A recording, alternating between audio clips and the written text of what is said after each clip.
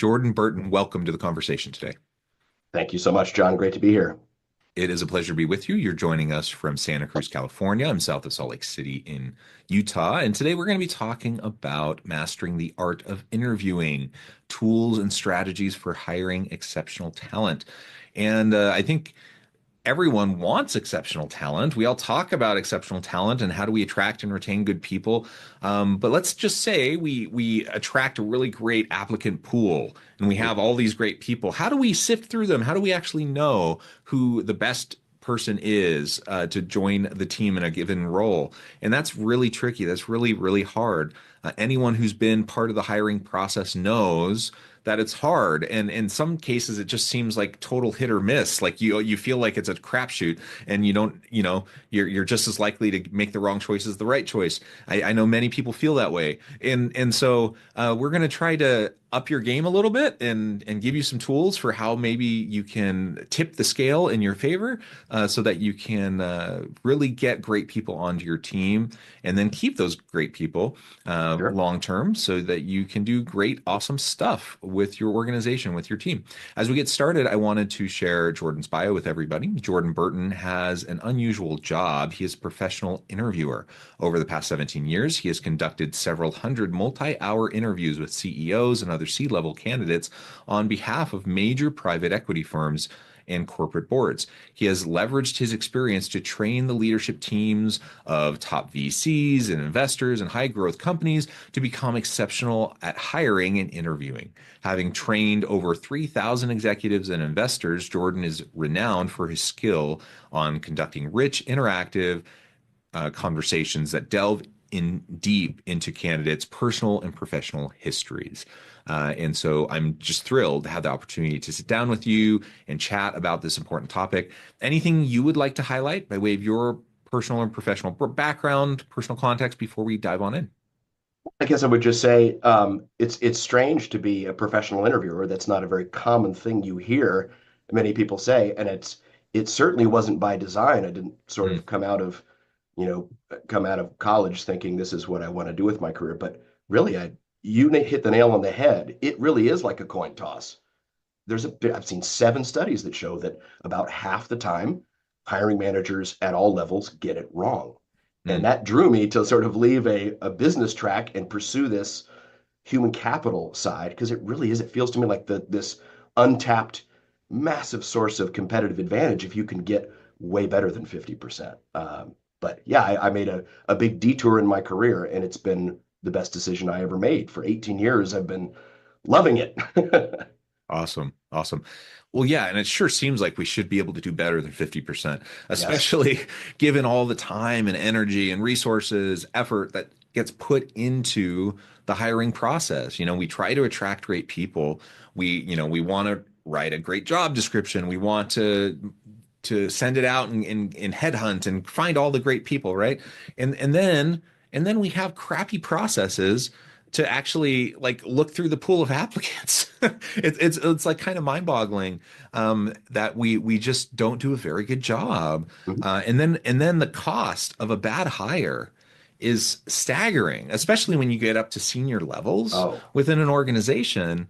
And so not only is it that like the the cost of like all the effort to attract a good pool of applicants, but it's the opportunity cost, all there it is. the lost costs of bad performance, bad fit.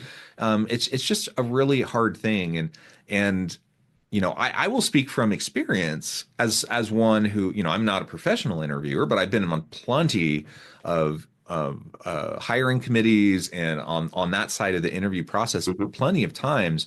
And yeah, it is just, sometimes you feel so confident that someone is going to be amazing and that they're going to work out, and then they just don't. Yeah, And so what is it? What is it about, the process that has broken down? What is it about, how we're approaching those situations, those interactions with sure. candidates, that is just resulting in a coin toss? Because we literally could do a coin toss and save ourselves tons of time, You right? certainly could. Yeah. No, it's interesting. And we've evaluated this pretty thoroughly. And at the end of the day, when you're making a decision about an investment or about an acquisition or about a new product, there's math, there's research, there's data that you can put into this that's, relatively known and certainly quantifiable. There's something Yeah. about these people decisions that feels inherently different. And you'll notice this is the one aspect of business where you see people really do have very little bottoms up. Let's get a whole lot of data. And instead, I'm going to go off of that, what Daniel Kahneman would call kind of that system one thinking. What's my gut instinct? How do I Right. feel around this person? And people who have hired hundreds or thousands of people in their careers still go back to this instant. Do I feel this connection with this person? And that does not correlate to a 80, 90% plus hit rate. You actually can put data behind it, but it requires building new skills. It requires a different mentality and bringing that system to that more thorough, data driven, you know, reasoning process to human capital decisions as well. It's absolutely possible to do. Yeah, and I want to highlight that point real quick. People who really rely on the gut, the intuition Hmm. piece. I hear that a lot too. People who have been, hiring for decades, who are in senior leadership positions, and they're just like, I just gotta trust my gut because it's never led me wrong before. I'm like, really? Has it never led you wrong before? Like, one, I just don't believe it, and two, because we all make mistakes, we all get things wrong, and we're not perfect, and our gut is really, it can be so influenced, whatever we define our gut to be, right? Yes. It can be so influenced by all sorts of implicit biases, all Hmm. sorts of things that can unduly influence us and sway us in one way or another. And what I've seen when people claim like an untarnished track record of like, I don't have any misses, I have like 80, 90% success rate with all my hires, I make the best hiring decisions. Um, when I actually look at those situations, what I see is not that level of a success rate. What I see is an executive or a hiring manager or whomever who retroactively works really hard to justify their hiring decision, right? Because they don't Absolutely. want to be wrong. They want to be proven right. They want, Yeah. they take great pride in making the right decision. And so when whatever the decision is, whomever they Hmm. choose is the right decision by just the fact that they chose them. And so Yeah. then, they do whatever they can to make sure that that person gets extra support or help or Yeah. whatever.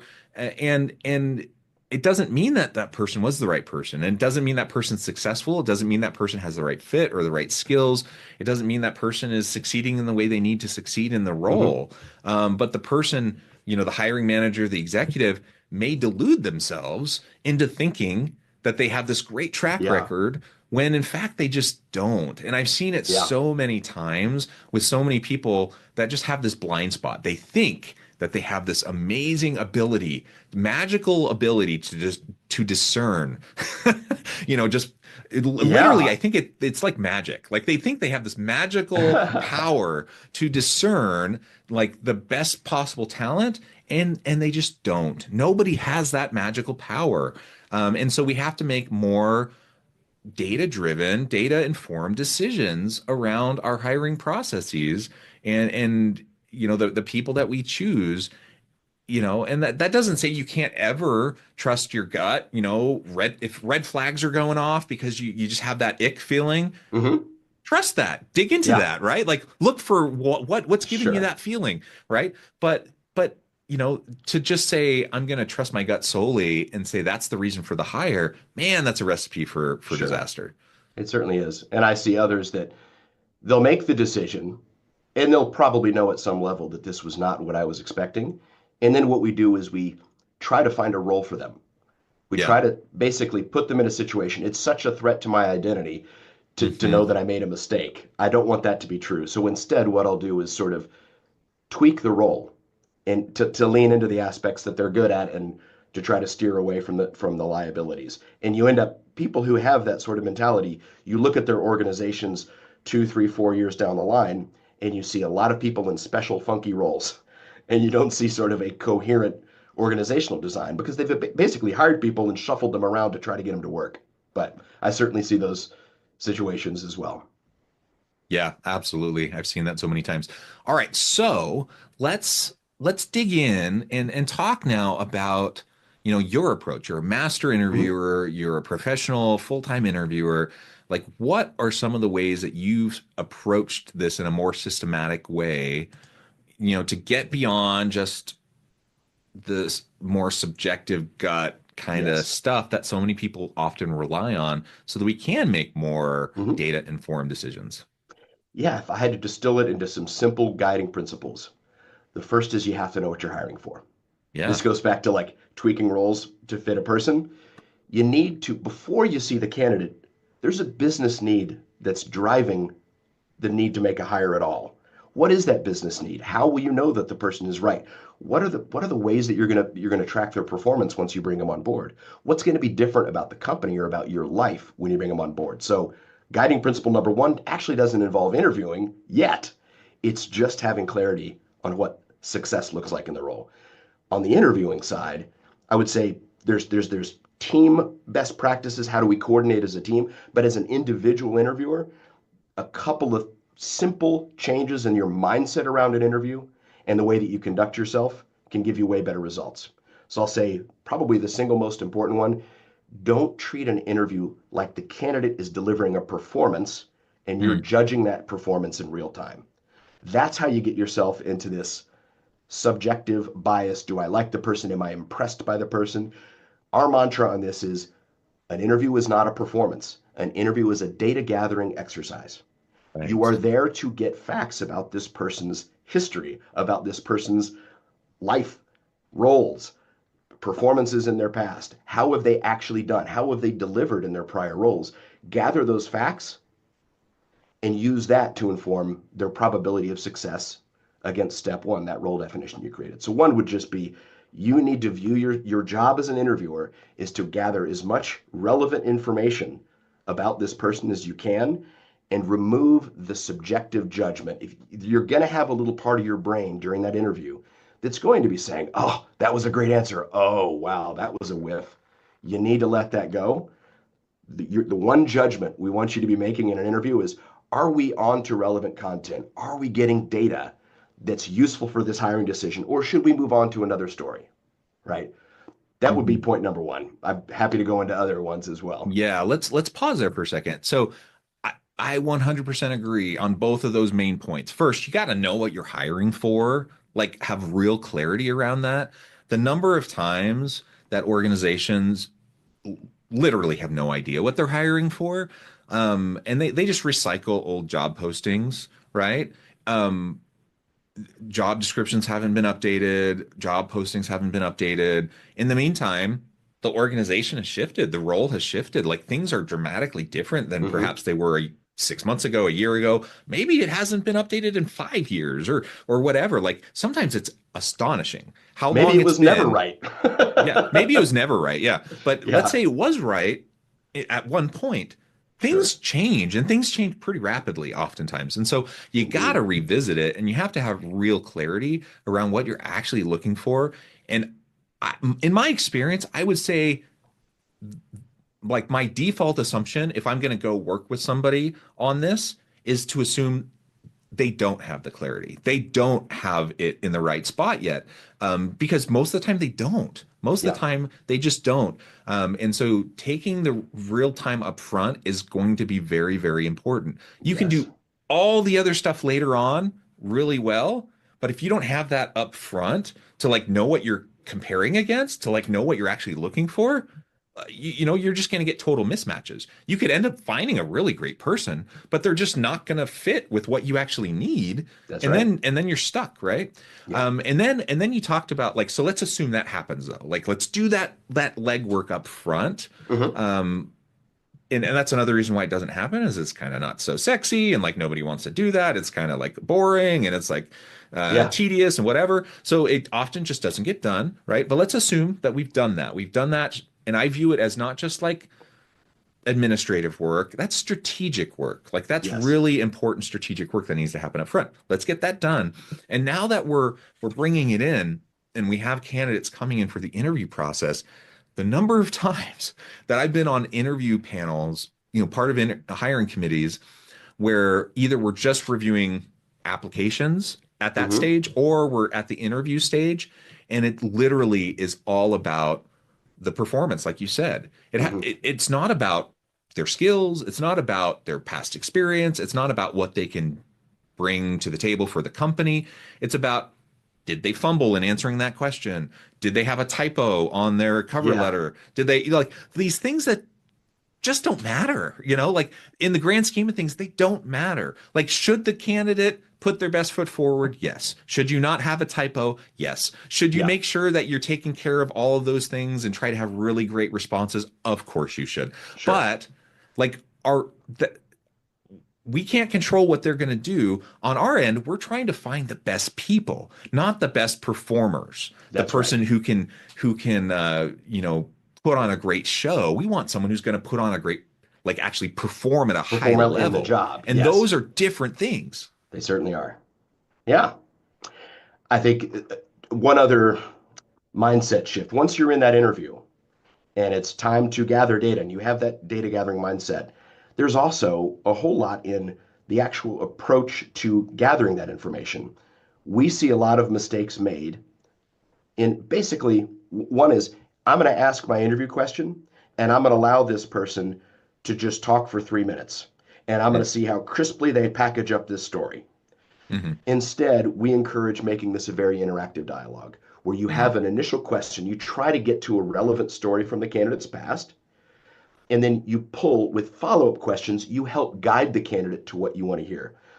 There's all sorts of, you can look all over LinkedIn and sort of advice given to candidates of use the STAR method, make sure that you know how to prepare your stories and have all these, crisp cascading, here's what I did and here's the impact that it had. All of that is great. I would say some candidates have a day job. They're not interviewing all the time. They're Right. delivering really well in their current role, and you're lucky to have gotten their attention. They're a passive candidate. They may not be perfectly prepped. That's okay. It's your job as the interviewer to help guide and navigate them, navigate the candidate through those stories. So we would also say you really need to keep your questions simple and focused on verifiable things that happened in the past. One of the biggest mistakes we see interviewers make saying, how would you handle a conflict with a peer? If you ask that question of a conflict avoidant person, you'll probably get a good answer. If you say, how would you deal with an underperforming team member? If you had somebody who struggled to take action on underperformers, they could probably give you a good answer. They probably have had multiple bosses in their past coach them on how to do this. The reason they don't do it isn't because they don't know any better. There's usually a motivational, emotional, psychological, some other factor that keeps us from doing the things that we want to do. So we encourage when you're interviewing somebody, get to stories about what this person, where this person's been, what they've done, the impact they've delivered, the mistakes they've made along the way, instead of asking candidates to give little stump speeches about how they would behave in the future. Yeah. The best predictor of future performance is past performance, as the saying Humans are goes, not right? mutual funds. It's actually past performance is a good predictor of future performance. Spot Yeah. on. Yeah. And, it's not perfect, obviously, and every context is different, blah, blah, blah, Sure. right? But we don't have that's the thing, is we don't have a crystal ball. We don't know what the future holds. Hmm. And so, in the absence of a crystal ball, the best we can do is look at trend lines, Yes, right? And for trend sure. lines means we look at past performance and we look at over time how things have happened, because that gives us at least the best sense we can possibly Yeah. have of, like, what the future trajectory might be. Yeah. Do And we people know do, exactly what it's going to be? No, of course we don't. But it gives us a sure. better sense of what it probably will be than we otherwise are going to get by just giving those hypothetical, how would you handle these situations? A Exactly. savvy interviewee is an intelligent, savvy interview. He's going to know how to respond to those questions, right? But it's going to be Sure. much harder to respond in real time about, how did you handle in the past this specific type of situation in Hmm. this context or whatever, right? Because you Yep. have to be able to, like, bring up real events and facts and, like, different things, right? Yeah, that's right. And I do want to say on this whole thing of the past predicting the future, sometimes I'll hear pushback where they say, well, actually, I think people with a growth mindset, they learn and adapt and they change. Absolutely, they do. If you do a good job as an interviewer, you will see those trend lines that you referenced. You will see the trajectory that they're on. And you'll see that there was something that plagued them earlier in their career that they took on, and they saw it as a project to improve in that area. And then you learn about more recent roles and you see that they have improved in that area, right? So it's not to say that people are not dynamic. It's not to say that people don't grow and evolve and advance their skills. For sure they do. But a good interviewer, you can actually plot those trend lines. And you can look out to the future and say, you know what? They haven't ever led leaders. They've been a frontline manager, but they've never led leaders before. What are the data points, the evidence I see in their past that they've been able to make those sort of step function changes? Well, let's look at their evolution from an individual contributor to a manager. What worked well? What were the hiccups along the way? That can help you know how this next step in their evolution might proceed. So we want to make sure we avoid the perception that humans are fixed and that they're never going to change. Yeah. But truly, you do want to say if somebody has a consistent pattern of avoiding details and over delegating them, that's something that's unlikely to change. And if the role requires heavy personal attention, rolling up your sleeves deep in the details, let's do this person a favor and not hire them. Yeah. Yeah. Well, exactly, because we're not doing us a favor or them a favor, right? When there's a bad Yes. fit, when there's not skill alignment, because they may be awesome in a different role. Yeah. And so when we bring someone on who is not prepared for a particular role, who doesn't have the right fit, who doesn't have the right skill set competency base to be successful, when we're not in a position to support them to be successful in that role, certainly it's going to hurt us, right? We're going to have lost productivity. There could be team fallout. There could be all sorts of problems that result from that. But it's also bad for them. Like we're just not doing them any favors career wise because A they're hundred not going to percent. have success. And so really all the way around, no matter how we look at it, it's a failure. And so I know sometimes, you know, people don't want, I don't know, people are looking for ways to be gracious and give people grace and to give people the benefit of the doubt. I love the growth mindset mentality. Awesome. Like absolutely. But on the other hand, you also have to be realistic about, where someone's at and Yeah. how far they can likely go, in the role that you're putting them in, and Yeah. how quickly they can get there. Yeah. Absolutely. I would say there's some sort of a belief on both sides of the interviewing table that we're here to play our cards in a certain way, that I'm here to sell you on all the great stuff about the role and maybe not talk about the stuff that's difficult. And the Yep. candidate's like, I'm here to tell you all the wonderful things about me and kind of disguise the things that I struggle with. I encourage people on both sides of the table, be transparent. If there's something hard about the job, if you're the leader, you're the boss, you're the hiring manager, and there's something that's uniquely challenging about the job, let candidates know it.